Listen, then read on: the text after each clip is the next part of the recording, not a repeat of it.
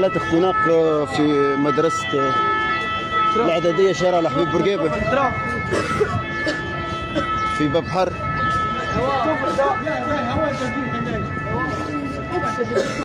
مع كل أسف مرة أخرى الغازات السامة والتسربات الغازية من المجمع الكيميائي التونسي تضرب تلامذتنا وصغارنا مرة أخرى في جابس، ولو أن هي راهي قاعدة تضرب كل يوم، لكن اليوم بحالة استثنائية ممكن لعدد كبير وكبير جدا من التلامذة مع دخول ممكن إعدادية جديدة. اليوم هي إعدادية ابن عطية في شارع هي اسمها إعدادية شارع الجمهورية، تجي في شارع الحبيب بورقيبة وراء مركز ولاية جابس، يعني تقريبا تفصل المدرسة الإعدادية هذه على مقر ولاية جابس تقريبا إلا شارع فقط.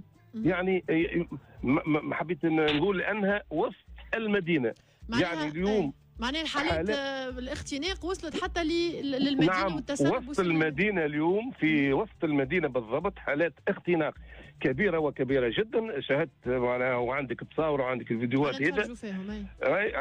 يعني كنت متواجد منذ تقريبا 10 دقائق في استعجالي المستشفى الجامعي بجابس. تقريبا اكثر اللي حضرت لهم على الاقل تقريبا اكثر من 10 سيارات اسعاف، سواء نتاع الحمايه المدنيه او سيارات الاسعاف التابعين المستشفى الجامعي بجابس، وحتى السيارات الخاصه وحتى التاكسيات وحتى بعض السيارات ممكن نتاع الاداريه شفتها جابت بعض التلامذه لانه ما همش باش يكفوهم باش ينقلوا وينقذوا وليداتنا وبنياتنا